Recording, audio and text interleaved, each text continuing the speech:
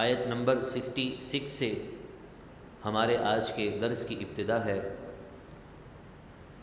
اور سورہ مریم رکوع نمبر 8، رکوع نمبر 5 اور 16ویں پارے کا رکوع نمبر 8 ہے۔ اللہ کا کلام ارشاد فرماتا ہے، وَيَقُولُ الْإِنسَانُ أَإِذَا مَا مِتُّ لَسَوْفَ أُخْرَجُ حَيًّا۔ انسان کہتا ہے کہ کیا جب میں مر جاؤں گا تو لَسَوْفَ أُخْرَجُ حَيًّا، تو ضرور ان قریب زندہ کر کے نکالا جاؤں گا۔ أَوَلَا يَذْكُرُ الْإِنسَانُ، کیا انسان کو یاد نہیں، أَنَّا خَلَقْنَاهُ مِن قَبْلُ، کہ ہم نے اس سے پہلے اسے پیدا کیا، وَلَمْ يَكُ شَيْئًا، اور وہ کچھ بھی نہ تھا، یعنی دنیا میں اس کا وجود نہ تھا، لوگ جانتے تک نہ تھے، اس کے جسم کا کوئی حصہ، کوئی بوٹی، کوئی ہڈی کا حصہ پیس دنیا میں نہ تھا، مگر ہم نے اپنے حکم، اپنی اجازت سے، اپنے ارادے سے اس کو جب ہم نے پیدا کر دیا، جب وہ کچھ بھی نہ تھا، تو اب پیدا ہونے کے بعد وہ قیامت کا انکار کرتا ہے اور قیامت کے بارے میں باتیں کرتا ہے۔ یہ کہاں کا انصاف اور کہاں کی عقل مندی ہے۔ ثم لننزعن من كل شیعۃ، پھر یقیناً ہر گروہ میں سے ہم ضرور نکالیں گے، ایہم اشد علی الرحمن عتیا، جو ان میں رحمان پر سب سے زیادہ سرکش ہوگا۔ یعنی قیامت کے دن اللہ تبارک و تعالی نیک لوگوں کو ایک طرف کر دے گا اور مجرموں کو ایک طرف کر کے ان کے بارے میں یہ حکم ہوگا کہ یہ وہ لوگ ہیں جو رحمان کی ذات کے سرکش تھے، رحمان پروردگار کی رحمتوں کو استعمال کر کے اس کا نعمتوں کا ناشکری کرتے تھے، نعمتوں کی ناشکری کرتے اور اللہ تبارک و تعالیٰ کو ناراض کیا کرتے تھے۔ ثم لنحن اعلم بالذین هم اولی بها صلیا، پھر بے شک ہم خوب جانتے ہیں جو اس آگ میں داخل ہونے کے زیادہ سزاوار ہیں۔ وَإِنَّ مِنْكُمْ إِلَّا وَارِدُهَا، اور تم میں کوئی نہیں مگر وہ ضرور دوزخ پر گزرے گا۔ کان علی ربک حتما مقضیا، آپ کے رب پر یہ بات قطعی فیصلے کی ہو چکی ہے، یعنی آپ کا رب نے اس معاملے میں فیصلہ فرما دیا ہے۔ ثم ننجی الذین اتقوا، پھر ہم نجات دیں گے ان لوگوں کو جنہوں نے پرہیزگاری اختیار کی، تقوی اختیار کیا۔ وَنَذَرُ الظَّالِمِينَ فِيهَا جِثِيًّا، اور ظالموں کو اس میں ہم گھٹنوں کے بل گرا ہوا چھوڑ دیں گے۔ یعنی ان آیتوں میں دو گروہوں کی بات چل رہی ہے، ایک وہ کافر، وہ منافق، وہ دین کے دشمن جو دین کا نام لے کر دین کو بدنام کر رہے ہیں، اور وہ دشمن جو دین کے خلاف سازش کر رہے ہیں۔ اللہ تعالیٰ نے ان کے متعلق فرمایا کہ یہ وہ لوگ ہیں کہ ہم قیامت کے دن انہیں گھٹنوں کے بل، ایک موقع پر آیا منہ کے بل، ایک موقع پر آیا گدی سے پکڑ کر ہم انہیں جہنم میں دھکیل دیں گے، دھکے مار کر پھینک دیں گے۔ اور جو متقی ہیں، پرہیزگار ہیں، نمازی ہیں، اپنے نبی کی محبت میں عمل کرنے والے ہیں، پروردگار کی رضا چاہتے ہیں، فرمایا ہم انہیں نجات دے کر جنت کی اعلیٰ نعمتیں عطا فرمائیں گے۔ وَإِذَا تُتْلَىٰ عَلَيْهِمْ آيَاتُنَا بَيِّنَاتٍ، اور جب ان پر ہماری چمکتی ہوئی آیتیں پڑھی جاتی ہیں، قَالَ الَّذِينَ كَفَرُوا لِلَّذِينَ آمَنُوا، تو کافر لوگ ایمان والوں سے کہتے ہیں، أَيُّ الْفَرِيقَيْنِ، دونوں میں سے کون سا گروہ، خَيْرٌ مَقَامًا، زیادہ رتبے اور مرتبے کے اعتبار سے بہتر ہے، مقام کے اعتبار سے اچھا ہے، وَأَحْسَنُ نَدِيًّا، اور کس کی مجلس سب سے بہتر ہے۔ یعنی رسول اللہ صلی اللہ تعالیٰ علیہ وسلم کا وہ فرمان، میرے محبوب علیہ الصلاۃ والسلام نے فرمایا، تم راستے میں نہ بیٹھا کرو، اس سے بیٹھنے سے آنے جانے والے لوگوں کو تکلیف ہوتی ہے۔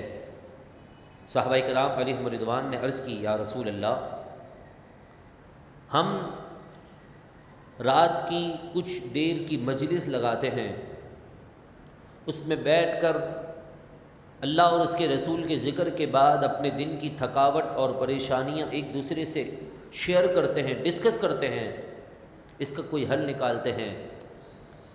تو آپ اس بارے میں ہمیں کوئی ایسا حکم ارشاد فرما دیجئے کہ جس میں ہمارے لیے آسانی ہو۔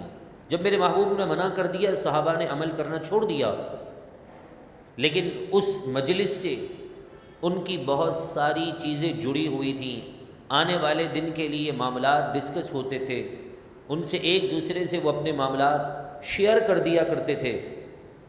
تو رسول اللہ صلی اللہ علیہ وسلم نے ارشاد فرمایا کہ اگر تمہیں روڈ پر بیٹھنا ہے، سڑک کے کسی فٹ پاری پر یا پھر چلتی راہ کے اس راستے پر تم نے بیٹھنا ہے تو اس کا حق ادا کر دیا کرو۔ صحابہ کرام علیہم رضوان نے عرض کی کہ یا رسول اللہ، راستے کا حق کیا ہے؟ تو فرمایا راستے کا حق یہ ہے کہ لوگوں کو سچی بات کہو، برائی کے راستے سے روکو، اور اگر کوئی مسافر وہاں سے بھٹکتا ہوا گزر رہا ہے، وہ راستہ پوچھے تو اسے ٹھیک راستے کی طرف نشاندہی کر دو۔ تو فرمایا یہ راستے کا حق ہے، یعنی مسلمان اب راستے اور سڑک پر بھی بیٹھتا ہے تو اپنے پروردگار کی رضا حاصل کرنے کے لیے بیٹھتا ہے۔ تو اب یہاں پر قرآن مجید فرقان حمید فرما رہا ہے کہ جب قرآن مجید فرقان حمید کی آیتیں اترتی، اللہ تبارک و تعالیٰ کی نشانیاں کافر مسلمان دیکھتے تو کافر مسلمانوں سے کہتے ای الفریقین خیر مقاما، دونوں گروہوں میں سے کون سا گروہ بہتر ہے؟ یقیناً آپ کا دل بھی اس بات کی گواہی دے رہا ہے، وہی گروہ بہتر ہے جو تمام حقوق کو پورا کرنے والا ہے۔ آج آپ نے دیکھا ہوگا فٹ پاتھ پر، چائے کی ہوٹلوں پر بڑی گیدرنگ لگی ہوتی ہے، وہ گپ شپ کر رہے ہوتے ہیں، باتیں کر رہے ہوتے ہیں۔ اگر نماز پڑھنے کے بعد اور نماز فجر کی ادائیگی ان کے لیے آسان ہے تو تھوڑی دیر بیٹھ کر گپ شپ لگانے میں کسی قسم کا مذائقہ نہیں، مگر اگر یہ صورتحال ہے کہ راستے کے حقوق ادا نہیں ہو رہے تو اس سے مسلمانوں کو تکلیف ہے، بیٹھنے میں بظاہر کوئی فائدہ نہیں ہے، نقصان ہی نقصان ہے، غیبتیں ہوتی ہیں، چغلیاں ہوتی ہیں، ایک دوسرے کا دل دکھ جاتا ہے۔ تو فرمایا ای الفریقین خیر مقاما، دونوں گروہوں میں سے کون سا گروہ مقام اور رتبے کے اعتبار سے بہتر اور اچھا ہے، وَأَحْسَنُ نَدِيًّا، اور کس کی مجلس سب سے بہتر ہے۔ ایک اور مقام پر قرآن مجید فرقان حمید فرماتا ہے، 24واں پارہ ہے، اللہ کا کلام ارشاد فرماتا ہے وَمَنْ أَحْسَنُ قَوْلًا مِّمَّنْ دَعَا إِلَى اللَّهِ، اس سے بہتر کس کا قول ہوگا کہ جو اللہ تبارک و تعالیٰ کے دین کی طرف لوگوں کو بلاتا ہے، خیر کی بات کرتا ہے، لوگوں کو خیر کی طرف لے کر آتا ہے، احسن طریقے سے، حکمت عملی کے ساتھ، اس سے بہتر کسی کی گفتگو نہیں ہے۔ یعنی اگر انسان دوستوں کی گیدرنگ میں بیٹھے اور گپ شپ کے لیے بیٹھا ہو، کسی اور معاملے کے لیے بیٹھا ہو، تو اسے وہاں پر بھی اپنے دین کو فوقیت دینا ہوگا، دین کے معاملات پر اپنے دوستوں کو آگاہی دینی ہوگی، اور اس مجلس کو بھی اللہ اور اس کے رسول کے ذکر سے معطر اور منور کرنا ہوگا۔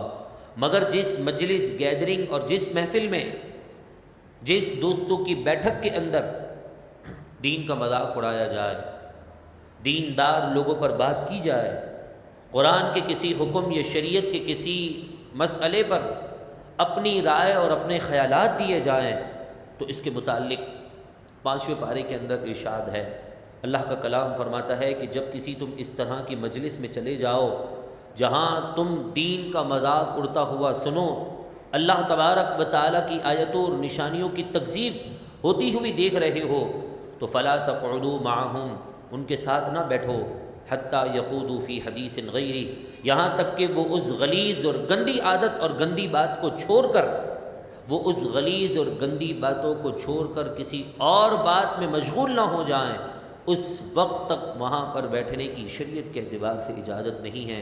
اللہ تعالیٰ سے دعا کرتے ہیں اللہ رب العزت ہمیں مجلس اور راستوں کے حقوق ادا کرنے کی توفیق عطا فرمائیں۔ آگے قرآن فرماتا ہے وَكَمْ أَهْلَكْنَا قَبْلَهُمْ مِنْ قَرْنٍ، اور اس سے پہلے ہم نے کتنے اہل زمانہ اور بستیوں کو ہلاک کر دیا، ہم احسن اثاثا ورئیا، وہ سامان میں ان سے بہتر تھے اور ظاہری آرائش بھی ان کی زیادہ تھی۔ حضرت لوط علیہ السلام کی قوم ہے، قوم سمود ہے، قوم نوح ہے، اور پہلے کے انبیاء کی قوموں میں طاقت ہم امتیوں کی طاقت سے دگنا ہوا کرتی تھی، جسامت طویل ہوتے تھے، قد ان کے لمبے ہوتے تھے، اور عمریں بھی زیادہ ہوتی تھیں، یہاں تک کہ ایک اللہ کے نبی کے پاس ایک ایسی عورت آئی جس کے بچے کا انتقال 400 سال کی عمر میں ہوا۔ وہ اپنے نبی علیہ السلام کے پاس آ کر یہ شکوہ کرنے لگی کہ میرا بچہ جوان تھا، 400 سال کی عمر دنیا سے چلا گیا۔ تو اس نبی علیہ السلام نے فرمایا کہ رب کی رضا پر راضی رہو کہ ایک وقت وہ بھی آئے گا، ایک امت وہ بھی آئے گی کہ جن کی عمریں 70 سے 75 سال مشکل سے ہوا کریں گی۔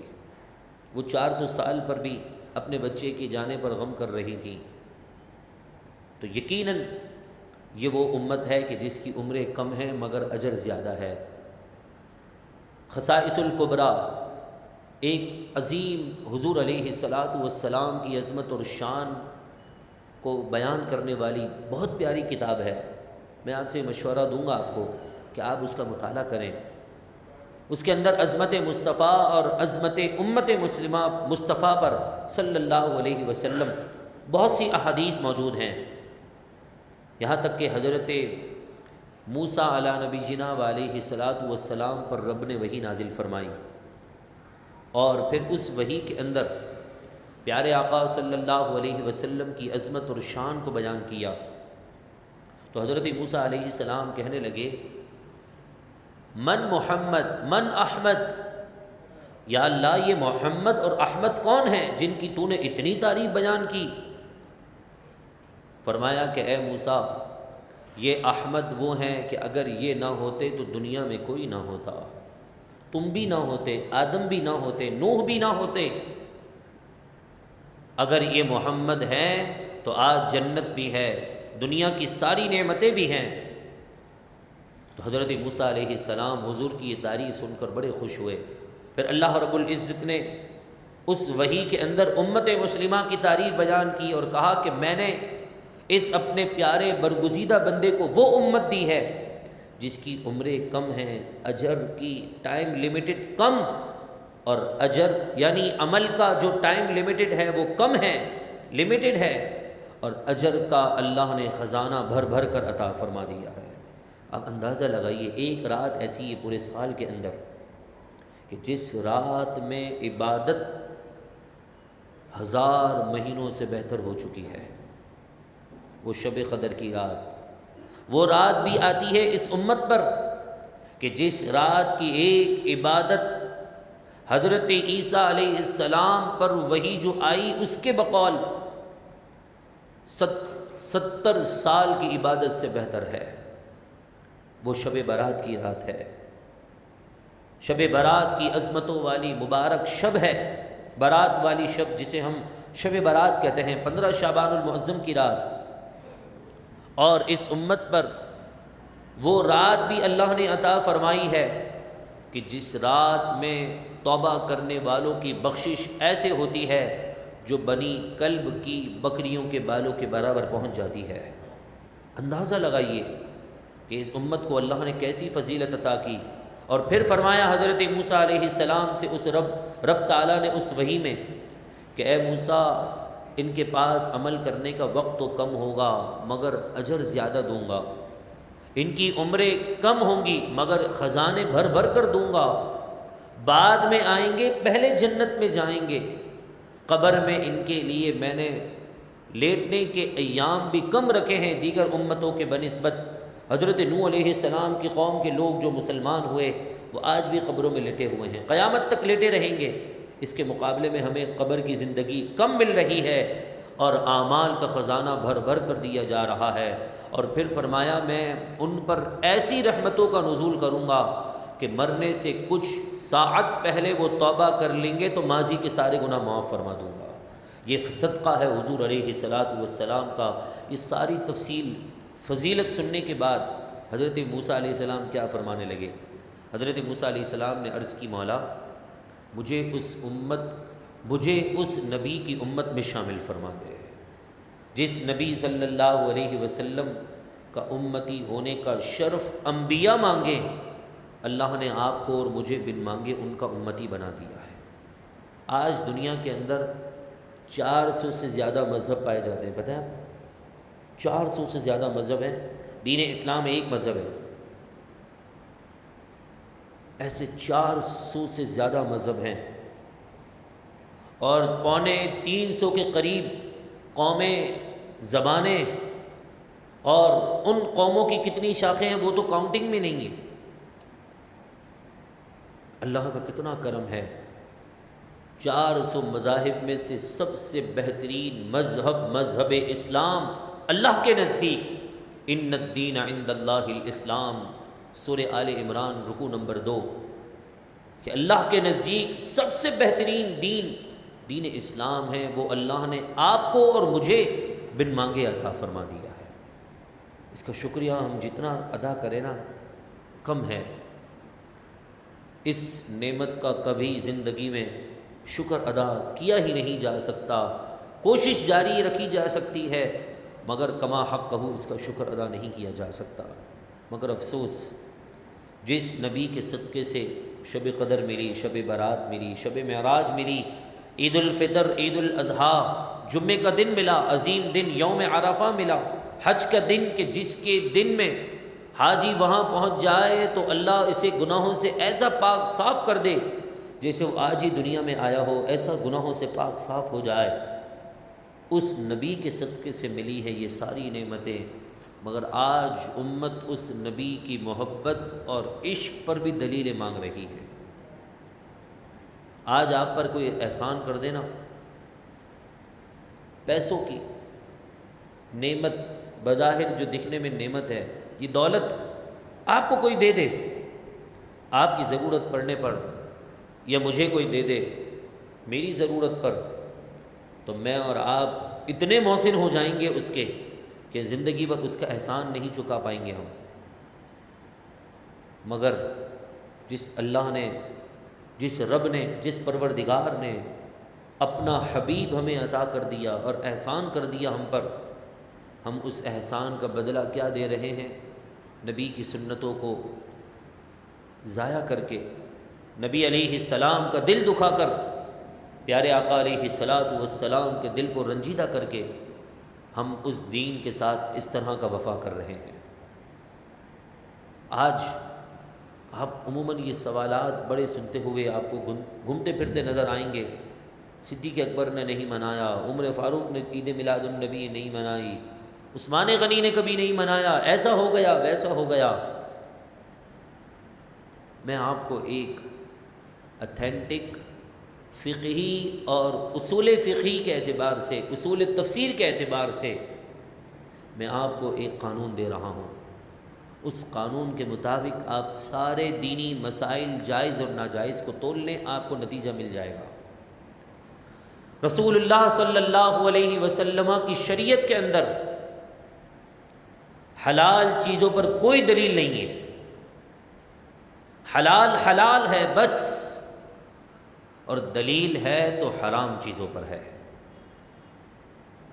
آپ کہہ دیں کہ جی سور کھانا حرام ہے تو آپ کو قرآن سے دلیل دینی پڑے گی۔ میں کہوں جی روٹی کھانا حلال ہے، مجھے دلیل دینے کی ضرورت نہیں۔ آپ کہیں گے کہ روٹی اور چاول کھانا حرام ہے، دلیل آپ کو دینی پڑ جائے گی کہ آپ نے حرام کہاں سے کہہ دیا۔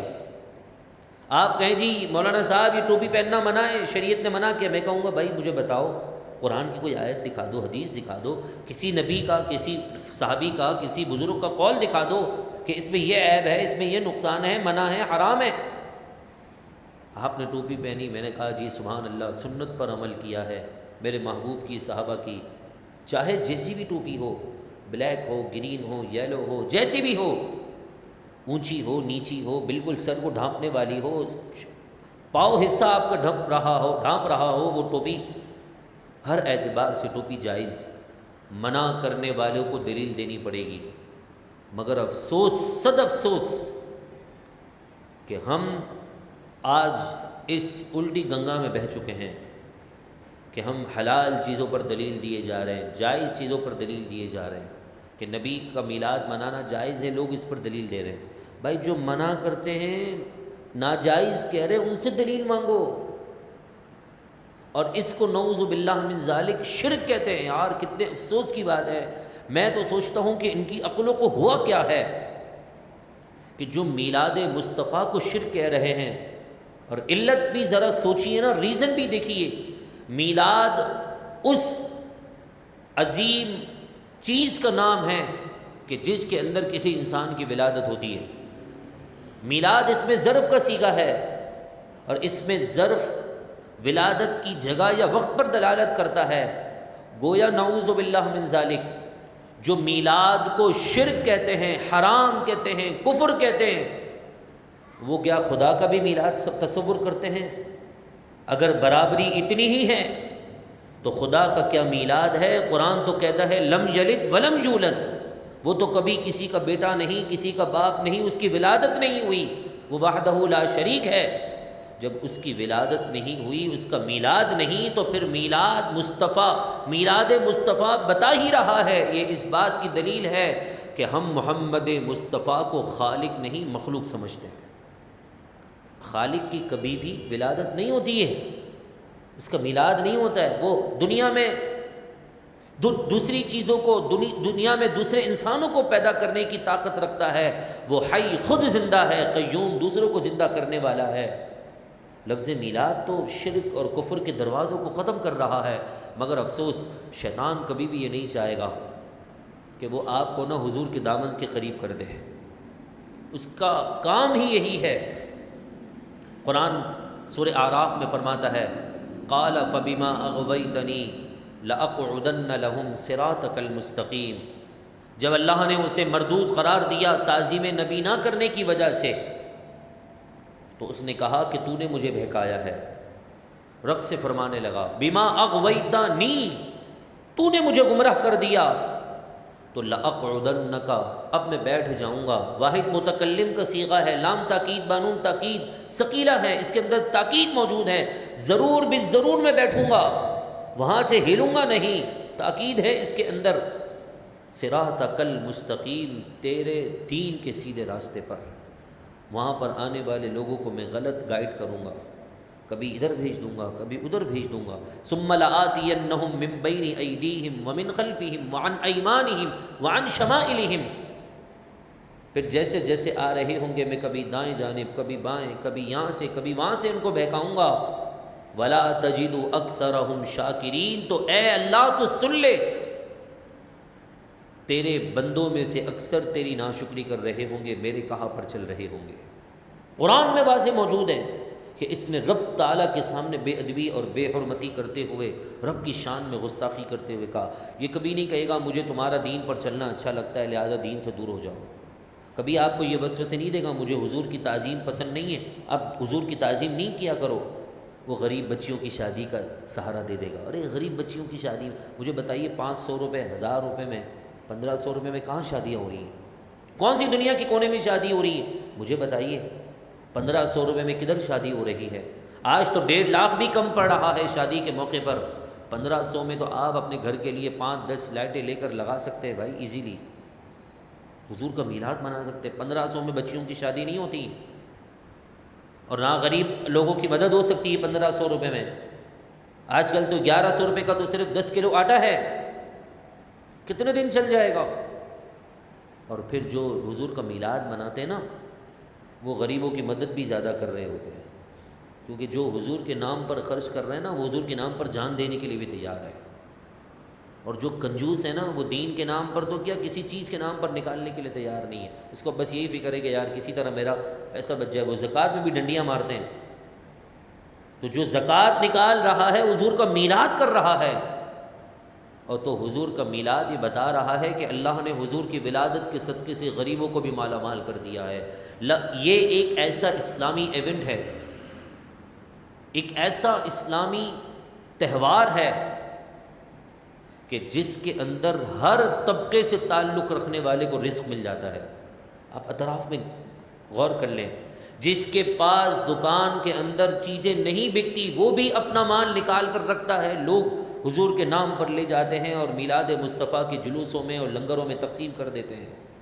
مرغی والا، گوشت، چاول، سبزی، کپڑے، چشمے، ٹوپی، رنگ، لائٹیں، بل، سب، پیٹرول، گاڑیاں، کون سا آپ کا ایسا عہدہ ہے، کون سا ایسا آپ کا دنیا کے اندر چیز موجود ہے کہ ولادت مصطفیٰ کے صدقے سے اس انسان کو رزق نہیں مل رہا؟ ربیع الاول شریف میں لوگ نسبت حاصل کرنے کے لیے 12 سے آگے پیچھے 12ویں شب سے ادھر یا ادھر اپنی بچیوں کی شادی کرتے ہیں، ہال والوں کی جو ہے لاٹری نکل پڑتی ہے، اس میں کھانے والوں کو کھانا مل جاتا ہے، ویٹروں کو رزق مل جاتا ہے، غریب لوگوں کو رزق پہنچ جاتا ہے۔ اس سے بڑھ کر حضور کا صدقہ نہیں تو اور کیا ہو سکتا ہے بھائی؟ ابھی بھی کسی کو سمجھ میں نہ آئے اور وہ شیطانی وسوسوں کا شکار ہو جائے تو اس کا علاج بھی ہمارے پاس موجود ہے۔ شیطان یہ ذہن میں ڈالتا ہے یار اسلام میں تو صرف 2 عیدیں ہیں، صرف 2 عیدیں ہیں۔ جب اسلام میں 2 عیدیں ہیں تو یہ عیدوں کی عید کیوں کہہ دیا بھائی؟ یہ تو نعوذ باللہ اسلام میں ایڈیشن ہے۔ اللہ اکبر، کتنی بیکار قسم کی سوچ ہے۔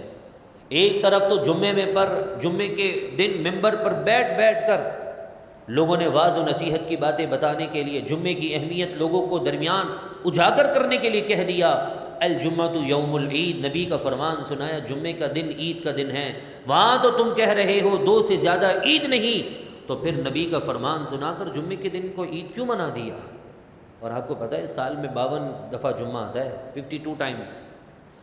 52 تو آپ نے عیدیں ویسے ہی مان لی ہیں، اور پھر میرے نبی کے فرمان کے مطابق یوم عرفہ 9 ذی الحجہ کا دن بھی عید کا دن ہے۔ حدیث پاک میں موجود ہے، بخاری شریف کی حدیث ہے کہ عرفہ کا دن بھی عید کا دن ہے۔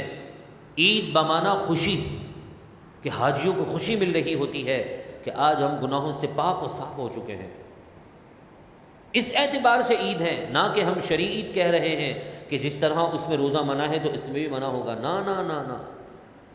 عید عربی کا لفظ ہے، اور عربی میں عید کا معنی ہوتا ہے خوشی، خوش ہونا، کسی نعمت کے مل جانے پر خوش ہونا۔ یہ قرآن نے بھی بتایا ہے۔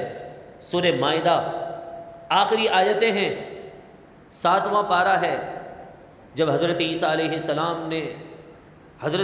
السلام کی قوم نے حضرت عیسیٰ سے عرض کی، مولا کہ اے اللہ کے پیارے، آپ ہمارے لیے آسمان سے دستر اتارے۔ مائدہ، سورہ مائدہ، دستر، اس کا نام ہی دسترخوان والی سورت ہے۔ کہا یا اے حضرت عیسیٰ، آپ رب سے عرض کریں ہمارے لیے دسترخوان اتر جائے۔ اللہم ربنا انزل علینا مائدۃ من السماء، آسمان سے دستر اترے۔ جس دن دستر اترے گا تکون لنا عیدن، ہم اس دن کو عید کے طور پر منائیں گے۔ مجھے بتائیے دسترخوان نعمت بڑی ہے کہ ذات مصطفیٰ کو دنیا میں تشریف لانا نعمت بڑی ہے، جن کا ذکر قرآن فرما رہا ہے لقد من اللہ علی المؤمنین اذ بعث فیہم رسولا، کہ اللہ نے تم پر احسان کر دیا کہ اپنا نبی معظم تمہیں عطا کر دیا۔ بھائی میں بھی آپ سے سوال کرتا ہوں، آپ کی دنیا میں نظر میں آپ کی اولاد آپ کی سب سے زیادہ محبوب ہوگی نا؟ آپ کی ماں آپ سے سب سے زیادہ محبوب ہوگی، آپ کسی کو نہیں دیں گے۔ لیکن رب کیسا اپنے محبوب کی محبت میں اپنے محبوب کی امتیوں پر کرم کرنے والا ہے کہ کہہ دیا میں نے تمہیں اپنا حبیب دے دیا ہے، اپنا محبوب دے دیا ہے، شکر مانو، میرا احسان مانو، اور میرے محبوب اور میرے حبیب کی قدر کر لو۔ اور پھر لوگ یہ بھی وسوسہ دیتے ہیں کہ جی ہم تو 12 ربیع الاول کو غم منائیں گے۔ آج سے 2 مہینے پہلے محرم میں وہی لوگ غم کے خلاف باتیں کرتے ہیں۔ بھائی امام حسین کا غم تو نہیں منانا چاہیے؟ 2 مہینوں کے بعد پتہ نہیں غم کا انجیکشن کیوں لگ جاتا ہے انہیں، مجھے سمجھ میں نہیں آتی ہے۔ 2 مہینے پہلے تو لوگوں کو بتا رہے تھے کہ بھائی یہ کیا غم منا کر اپنے آپ کو پیٹ رہے ہو، وہ اللہ کی راہ میں شہید ہو چکے ہیں، وہ زندہ ہے۔ اور 2 مہینے کے بعد غم کا انجیکشن ان کو لگ چکا ہے، جی ہم غم منائیں گے، غم منائیں گے۔ اور حالانکہ پتہ ہے آپ کو پتہ ہے غم منانے کی صرف 2 لمیٹڈ ہیں شریعت کے حکم کے اعتبار سے۔ ایک 3 دن عام لوگوں کے لیے سوگ کا اعلان 3 دن کا ہوتا ہے کہ 3 دن تک عام آدمی غم کر سکتا ہے، اور ایک وہ عورت جس کے شوہر کا انتقال ہو جائے اس کے لیے غم کی تعداد 4 مہینے 10 دن ہے بس، اس کے علاوہ غم منانے کی کسی صورت میں اجازت نہیں ہے۔ اور پھر ایک موقع پر اللہ کے نبی نے یہ بھی فرمایا الجمعۃ یوم العید، یا رسول اللہ جمعے کا دن عید کا دن کیوں ہے؟ فرمایا اس دن حضرت آدم کی ولادت ہوئی ہے، اور اسی دن حضرت آدم کا وصال ہوا ہے۔ نبی کے وصال کو ایک نبی کے وصال کو دوسرا نبی امام الانبیاء صلی اللہ تعالی علیہ وسلم عید کا دن قرار دیں تو کانسیپٹ بھی کلیئر ہو گیا نا کہ غم کے صرف اور صرف مخصوص ایام ہوتے ہیں۔ اور بعض لوگ آپ کو یہ کہتے ہوئے نظر آئیں گے کہ پیر کا دن 12 تاریخ کو حضور دنیا سے تشریف لے گئے تو صحابہ پر غم کی کیفیت تھی، اور یہ لوگ اہل سنت کے لوگ تو دیکھو خوشیاں منا رہے ہیں۔ اس وقت شیطان بڑا خوش ہوا تھا۔ بھائی حضور کی زندگی 63 سال کی تھی، ہم 63ویں سال کی بات نہیں کر رہے، ہم اس وقت کی بات کر رہے ہیں کہ جب حضور دنیا میں تشریف لائے تھے، اس وقت شیطان اپنی پیشانی زمین پر رگڑ رہا تھا، ناک زمین پر رگڑ رہا تھا۔ تبھی تو کسی نے کہا تھا کہ نثار تیری چہل پہل پر ہزاروں عید ربیع الاول، سوائے ابلیس کے جہاں میں سبھی تو خوشیاں منا رہے ہیں۔ ہم تو 63 سال پہلے کی بات کر رہے ہیں، تم بات کو کیوں آ گئے بھائی؟ آخر میں آ گئے، اسٹارٹ لیا نہیں۔ لوگ سیرت کی باتیں کرتے، صورت بتاتے ہی نہیں ہیں کہ اللہ نے وہ صورت دی تھی کہ انگلی سے اشارہ کرتے تھے تو چاند بھی 2 ٹکڑے ہو جاتا تھا۔ وہ صورت کی بات ہی نہیں کرتے تھے کہ ہیں مسجد نبوی میں، آنکھ اٹھا کر دیکھ رہے ہیں تو جنت کا بھی معائنہ ہو رہا ہے۔ اس صورت کی کیوں بات نہیں کرتے کہ 27ویں شب کو اللہ نے وہ پیاری سی صورت والا نبی اپنے پاس بلا کر معراج بھی عطا کر دیا اور اپنا دیدار بھی عطا فرما دیا تھا۔ اس صورت کی کیوں بات نہیں ہوتی کہ جس کی صورت کو دیکھ کر حبشہ سے آنے والا بھی کہتا ہے آپ جیسا سونا کوئی نہیں ہے، اور فارس سے آنے والا بھی کہتا ہے آپ کے جیسا پیارا کوئی نہیں ہے، عرب کی دنیا سے آنے والا کہتا ہے آپ سے زیادہ خوبصورت دنیا میں کسی ماں نے جنا ہی نہیں ہے۔ ہر قوم، ہر نسل، ہر قوم کا، ہر نسل کا خوبصورتی کا انداز مختلف ہے۔ حبشیوں میں آپ چلے جائیں، ساؤتھ افریقہ کی طرف، وہاں خوبصورتی کی علامت بالکل سیاہ ہونا ہے، کالا، ہونٹ بڑے بڑے ہوں، آنکھیں بڑی بڑی ہوں، اس کو وہ خوبصورتی میں تصور کرتے ہیں۔ پاکستان، ہندوستان میں گندمی رنگ، بالکل وائٹ نہیں، گندمی مائل ہو، اس کو خوبصورتی سمجھی جاتی ہے۔ آپ امریکن ان جو ہے یورپ کنٹریز میں چلے جائیں، وہاں خوبصورتی کی علامت بالکل وائٹ، اور آنکھیں بھوری بھوری ہوں، بال بھی کالے نہیں، بھورے ٹائپ کے ہوں، اس کو خوبصورتی کی علامت سمجھی جاتی ہے۔ ہر قوم، ہر نسل، ہر جگہ پر خوبصورتی کی علامت الگ الگ اور الگ الگ معیار ہے، لیکن سارے ہی قوم کے لوگ جب مکین گنبد خضرا کا تصور کرتے ہیں تو یہی کہتے ہیں کہ اس جیسا اللہ نے دوسرا کبھی کوئی بنایا ہی نہیں ہے۔ تو یہ ہم کیوں بھول جاتے ہیں؟ افسوس ہے مجھے اس بات پر کہ شیطانی وسوسوں میں ہم آ چکے ہیں۔ اور پھر یہ بھی میں آپ کو بڑے حساب و کتاب کے ذریعے سمجھاتا ہوں۔ جب رسول اللہ صلی اللہ علیہ وسلم نے اپنی زندگی کا آخری حج فرمایا نا، وہ 10 سن ہجری ذی الحجہ کا مہینہ، اور حضور علیہ الصلاۃ والسلام کے اس دنیا سے ظاہری پردہ فرما جانا آنن فانن جو 1 سیکنڈ کے لیے تھا، وہ 11 سن ہجری اور ربیع الاول کا مہینہ، یعنی 10 سن ہجری، ذی الحج کا مہینہ گزر گیا، محرم، صفر اور ربیع الاول، 3 مہینے کے بعد حضور علیہ الصلاۃ والسلام اس دنیا سے پردہ فرما گئے۔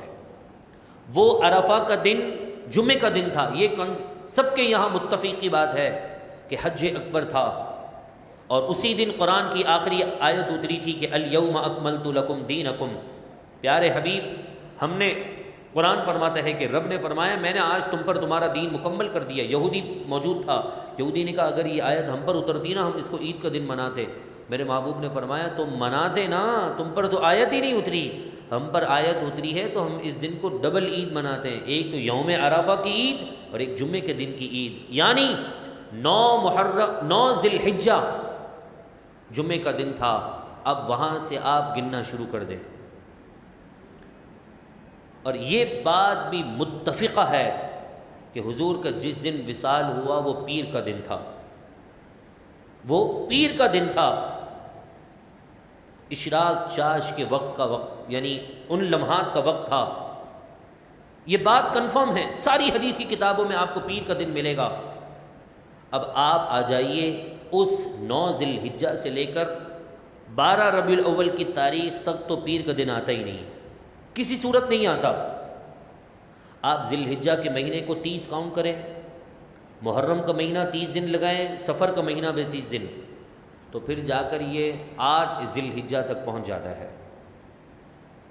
8 ذی الحجہ پیر کا دن بنتا ہے، اور اگر آگے نکل جائیں تو پھر 12 کے بعد والی پیر آ جاتی ہے۔ آپ تصور یہ کر لیں کہ محرم کا مہینہ بھی 29 تھا، صفر کا مہینہ بھی 29، ذی الحج بھی 29، تو آپ 3 دن مائنس کر لیں تو یہ 8 سے 5 ربیع الاول تک پہنچ جاتا ہے۔ پیر کا دن ربیع الاول کے مہینے میں جس دن حضور کا اس دنیا سے ظاہری پردہ فرمانا تھا وہ پیر کا دن تھا۔ آپ 2 مہینوں کو 30 کاؤنٹ کریں اور ایک کو 29 کریں تو گویا ایک دن کم ہو گیا، اب 7 ربیع الاول تک آ چکا ہے۔ آپ 2 کو آپ جو ہے 29 کاؤنٹ کر لیں اور ایک کو 30 کاؤنٹ کر لیں تو 2 مائنس کر دیں 8 ربیع الاول سے تو 6 ربیع الاول بن جاتا ہے۔ کسی بھی صورت 12 ربیع الاول اس سال جس سال میرے محبوب کا ظاہری اس دنیا سے پردہ فرمانا ہوا وہ ہے ہی نہیں پیر کا دن اور 12 تاریخ، یہ ہے ہی نہیں، کسی بھی تاریخ کی کتاب میں نہیں ہے، کسی حدیث کی کتاب میں نہیں ہے، کسی تفسیر کی کتاب میں نہیں ہے، تو اب جھگڑے کی کیا بات ہے بھائی؟ چلو ہم مان لیتے ہیں 1 منٹ کے لیے بالفرض کہ 12 ربیع الاول پیر کے دن آئی، وصال ہوا، اس دن وفات ہو گئی، چلو جی مان لیا آپ کے کہنے کے بقول۔ اب آپ مجھے بتائیے ولادت کب ہوئی؟ وہ کہیں گے 8 کو ہوئی ہے، وہ کہیں گے 7 کو ہوئی ہے، کوئی کہے گا 6 کو ہوئی ہے، چلو جی 6 بھی مان لی، 7 بھی مان لی، 8 بھی مان لی، تو آپ 8 کو منا لیں، ہم آپ کے ساتھ منائیں گے عید میلاد النبی کا جشن۔ آپ 6 کو منا لیں بھائی، ہم آپ کے ساتھ منائیں گے نا۔ یہ تھوڑی جھگڑا، ہم تاریخ میں کب جھگڑ رہے ہیں کہ 12 کو ہے کہ 11 کو ہے کہ 6 کو ہے؟ آپ منائیں تو صحیح، حضور کی محبت کے لیے قدم تو اٹھائیں، ہم آپ کے ساتھ کھڑے ہوئے ہیں۔ لیکن کہتے ہیں نا کہ وہ پھکیاں اور نے کیا ہے، وہ جو امیر المجاہدین کا جملہ ہے کہ دوائیاں تکلیف اور ہے نا، پھر جو ہے نا پھکیاں اور کی باتیں کرتے ہیں۔ اصل بات شیطان کو راضی کرنا ہے ان کے نظر میں، جو حضور کے میلاد کو شرک کہتے ہیں اور نسبت حضرت عیسیٰ علیہ السلام کی ولادت سے دیتے ہیں۔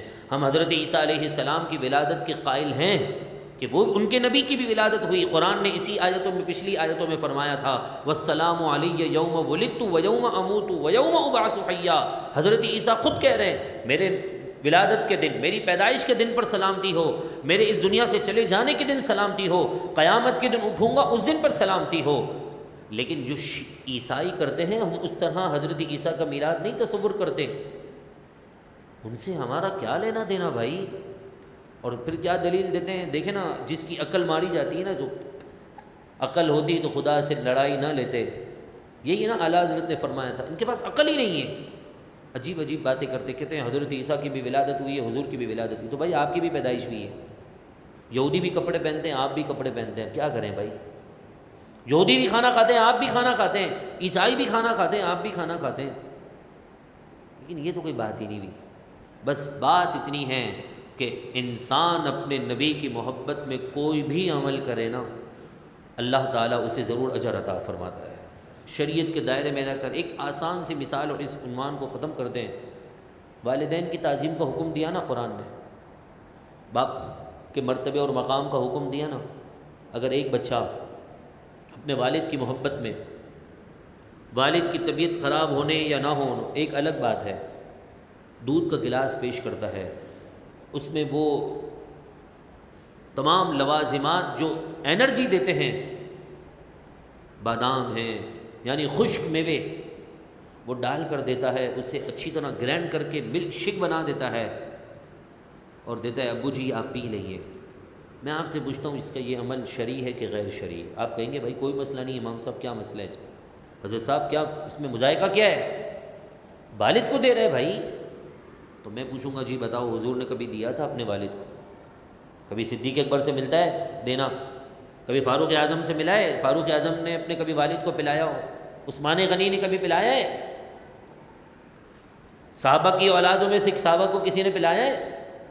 ہم بولیں گے بھائی پلایا ہوگا، کتابوں میں نہیں لکھا تو مطلب یہ تھوڑی کہ نہیں پلایا ہے، تعظیم تو کی نا۔ تو آپ بولیں گے بھائی پلایا ہے کہ نہیں پلایا؟ نہیں پلایا، حرام ہو گیا۔ میں کہوں بھائی دلیل لا کے دو، کیونکہ حرام پر دلیل تھی نا۔ آپ بولیں گے بھائی پلانے کی نہ پلانے پر کیا؟ قرآن نے کہہ دیا ماں باپ کی تعظیم کرنی ہے، ادب کرنا ہے، یہ تعظیم کے زمرے میں ہے کہ نہیں؟ کہے گا جی ہے۔ تو بس جب زمرے میں ہے تو جھگڑا کس بات کا ہے؟ بس قرآن نے کہہ دیا وَتُعَزِّرُوهُ وَتُوَقِّرُوهُ وَتُسَبِّحُوهُ، نبی کی تعظیم بھی کرو، ان کا ادب بھی کرو، ان کا احترام بھی کرو، ان کی تعلیمات پر عمل بھی کرو۔ جب تعظیم اور اس کا کہہ دیا توقیر کا، اب بات ختم ہو چکی ہے۔